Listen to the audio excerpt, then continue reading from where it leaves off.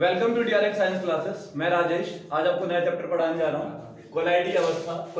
Surface chemistry का part second है, कोलाइडी अवस्था, कोलोइडल स्टेट है। ठीक है, स्टार्ट करते हैं चैप्टर को। तो थॉमस ग्राहम एक साइंटिस्ट थे, 1861 में उन्होंने सबस्टांस को 2 कैटेगरी में डिवाइड किया है अकॉर्डिंग टू डिफ्यूजन। ठीक है, diffusion from semi permeable membrane या बायोलॉजिकल मेम्ब्रेन। थॉमस ग्राहम ने पदार्थों को जैविक झिल्ली से विसरण के आधार पर 2 भागों में बांटा। सबसे पहला था क्रिस्टलाब, क्रिस्टलॉइड, और दूसरा था कोलोइडल, कोलाइड जिसको बोलते हैं, कोलोइड्स बोलते हैं। पदार्थों को 2 ग्रुप में बांटा, क्रिस्टलाब और दूसरा कोलोइड। क्रिस्टलाब, कोलोइड। क्रिस्टलाब क्या होते थे? क्रिस्टलाब ऐसे पदार्थ हैं जो कि बायोलॉजिकल मेम्ब्रेन से इजीली मूव कर जाते हैं या इजीली डिफ्यूज हो जाते हैं। ऐसे पदार्थ जो जैविक झिल्ली से आसानी से मूव कर जाते हैं, आसानी से बाहर निकल जाते हैं, उसको बोलते हैं क्रिस्टलाब। जैसे अगर तुम शुगर सॉल्यूशन देखोगे तो sugar solution easily biological membrane से मूव कर जाता है। ठीक है, लेकिन तुम्हें पता है कि बायोलॉजिकल मेम्ब्रेन क्या होता है? बायोलॉजिकल मेम्ब्रेन एक ऐसा मेम्ब्रेन होता है, ठीक है, जैसे हमारी स्किन है, हमारी स्किन एक बायोलॉजिकल मेम्ब्रेन है। एक्स के ऊपर एक लेयर होती है, वो बायोलॉजिकल मेम्ब्रेन है, जहां से चीजें बाहर से अंदर नहीं जा सकती, या फिर कुछ चीजें बाहर से अंदर जा सकती हैं और कुछ चीजें अंदर से बाहर निकल सकती है। सिलेक्टिवली परमिएबल होता है, अर्ध पारगम्य होता है ना।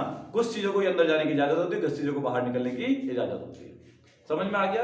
ऐसे पदार्थ को बोलते हैं बायोलॉजिकल मेम्ब्रेन। तो ऐसे पदार्थ जो जैविक झिल्ली से आर पार हो जाए, आर पार इजीली हो जाए, उसको बोलते हैं हम क्रिस्टलाब, क्रिस्टलॉइड, है ना। जैसे यूरिया हो गया, शुगर हो गया, जब इनके सॉल्यूशन को हम बायोलॉजिकल मेम्ब्रेन से गुजारते हैं तो इजीली मूव कर जाते हैं। दूसरा है कोलोइड। ठीक है, तो ये भी मूव करते बट बहुत स्लोली या फिर मूव नहीं करते। तो ऐसे पदार्थ जो पार्चमेंट झिल्ली से या फिर बायोलॉजिकल मेम्ब्रेन से जैविक झिल्ली से आसानी से गमन नहीं कर पाए। गमन कौन से प्रोसेस से करते हैं? डिफ्यूजन प्रोसेस से। ठीक है, ऐसे पदार्थ को बोलते हैं कोलोइड। तुमने देखा होगा ग्लू या एल्बुमिन या स्टार्च का जब सॉल्यूशन में गाढ़ा सॉल्यूशन बन जाता है तो वो बायोलॉजिकल मेम्ब्रेन से आर पार हो ही नहीं पाता है।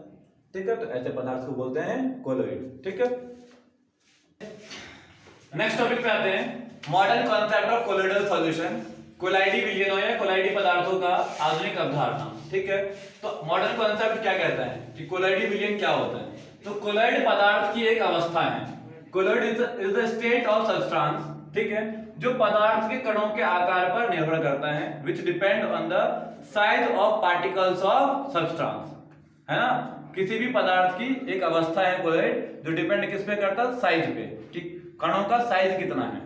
ठीक है, तो साइज के अकॉर्डिंग विलयन को 3 भागों में बांटा गया है, वास्तविक विलयन, कोलाइडी विलयन और निलंबन। ट्रू सॉल्यूशन, कोलोइडल सॉल्यूशन और सस्पेंशन। अगर हम साइज देखेंगे तो वास्तविक विलयन का जो साइज होता है उसमें कणों का साइज 1 नैनोमीटर से कम होता है, या 1 नैनोमीटर या 10 एंगस्ट्रॉम बोल सकते हो, इससे कम होता है। अगर पार्टिकल्स का साइज 1 नैनोमीटर या 10 एंगस्ट्रॉम से कम है, मतलब वो कैसा सॉल्यूशन है? ट्रू सॉल्यूशन है। यदि साइज 1 नैनोमीटर से लेके 1000 नैनोमीटर तक के बीच में है, मतलब वो सॉल्यूशन कोलोइडल सॉल्यूशन है, कोलाइडी विलयन है। ठीक है, और तीसरा, यदि 1000 से ऊपर है पार्टिकल का साइज तो वो कैसा हो जाएगा? सस्पेंशन हो जाएगा, निलंबन हो जाएगा। ठीक है, अब जब साइज बहुत छोटा होगा, मींस वो किसी विलायक में, सॉल्वेंट में यूनिफॉर्मली डिस्ट्रीब्यूट हो जाएगा, एक समान रूप से वितरित हो जाएगा। कैसा तंत्र बनाएगा? समांगी तंत्र बनाएगा। तो होमोजीनियस सिस्टम है ये। होमोजीनियस सिस्टम मतलब जब एक पदार्थ किसी दूसरे पदार्थ में एक समान रूप से वितरित हो, वह है ना substance uniformly dispersed in other substance, then it is called homogeneous solution। विस्मांगी तंत्र, इसमें क्या होगा? क्योंकि साइज थोड़ा बड़ा है तो यूनिफॉर्मली डिस्ट्रीब्यूट नहीं होगा, तो ये हेटेरोजीनियस सॉल्यूशन है, तंत्र सिस्टम है। और ये इसमें तो साइज बहुत बड़ा है तो ये पूरी तरह से हेटेरोजीनियस है, कंप्लीटली हेटेरोजीनियस सॉल्यूशन सिस्टम है। अब आते हैं कण। तो क्योंकि इसका पार्टिकल का साइज बहुत छोटा है, इसलिए इसके जो पार्टिकल्स होते हैं वो इनविजिबल होते हैं, दृश्य नहीं होते, अदृश्य होते हैं। इसमें थोड़े बढ़ जाते हैं तो देख सकते हैं, बट अल्ट्रा माइक्रोस्कोप से देखा जा सकता है।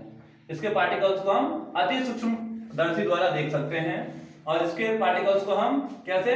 तो इसके पार्टिकल्स को वैसे भी देख सकते हैं, जैसे मिट्टी और पानी का सॉल्यूशन बना दिया तो सस्पेंशन बनाता है वो, तो मिट्टी को हम इजीली देख सकते हैं। अब आते हैं इसके जो कण होते हैं, जो पार्टिकल्स होते हैं, वो बायोलॉजिकल मेम्ब्रेन से भी डिफ्यूज हो जाते हैं, बाहर निकल जाते हैं, और जो फिल्टर पेपर होता है उससे भी मूव कर जाते हैं, क्योंकि पार्टिकल का साइज छोटा है, जितना साइज छोटा होगा उतनी झिल्ली से वो पार हो जाएगा। तो जो हमारे पास ट्रू सॉल्यूशन होता है, उसका जो सॉल्यूशन, ट्रू सॉल्यूशन जो होता है, उसके जो पार्टिकल्स होते हैं वो फिल्टर पेपर से भी मूव कर जाते हैं और पार्चमेंट झिल्ली से भी मूव कर जाते हैं। अब आते हैं दूसरा कोलॉइडी विलियन, क्योंकि इसका साइज थोड़ा बढ़ गया है, तो क्या होगा, ये फिल्टर पेपर से तो निकल जाते हैं, फिल्टर पेपर का पोर्स थोड़े बड़े होते हैं, इसीलिए इसके जो पार्टिकल्स होते हैं वो फिल्टर पेपर से तो मुंह निकल जाते हैं, लेकिन पार्चमेंट झिल्ली से निकल नहीं, विसरित नहीं हो पाते, डिफ्यूज नहीं हो पाते। अब आगे आते हैं इसमें, तो इसका साइज बहुत ज्यादा बड़ा है, ना तो फिल्टर पेपर से निकल पाते हैं ना तो पार्चमेंट झिल्ली से निकल पाते हैं। ठीक है, कहने का मतलब है कि वास्तविक विलियन को हम फिल्टर पेपर से नहीं छान सकते, क्योंकि पार्टिकल्स इससे इजीली मूव कर जाते हैं, पार्टिकल्स रुकेंगे ही। दूसरा हमारा इसमें कोलॉइडी विलियन में, इसमें हम इसको फिल्टर पेपर से तो नहीं छान सकते, लेकिन पार्चमेंट झिल्ली से पार नहीं हो पाते, विस्तृत नहीं हो पाते, इसको हम फिल्टर पेपर से भी छान सकते हैं और पार्चमेंट झिल्ली से। मतलब तुम्हारे पास मिट्टी और उसका सॉल्यूशन दे दिया, मिट्टी और पानी का सॉल्यूशन दे दिया, बोलेगा बताओ इसमें से मिट्टी के पार्टिकल्स अलग कर लो और वाटर के पार्टिकल्स अलग कर लो, तो आप इस मेथड का निलंबन को इजीली अलग कर सकते हो, दोनों को सेपरेट कर सकते हो, मिट्टी अलग हो जाएगा और पानी अलग हो जाएगा। ठीक है, तो ये ओवरऑल था हमारा सॉल्यूशन के टाइप्स हमने पढ़े थे, साइज के अकॉर्डिंग क्या होता है सॉल्यूशन का टाइप। ठीक है, अब लेकिन हमारा चैप्टर मेजर जो है वो कोलॉइडी विलियन है, कोलोइडल सॉल्यूशन है, तो अभी पढ़ेंगे हम कोलॉइडी विलियन का और एक ओवरऑल स्टडी, टोटल जो स्टडी करेंगे इस चैप्टर में हम कोलॉइडल सॉल्यूशन के ऊपर स्टडी करेंगे। ओके।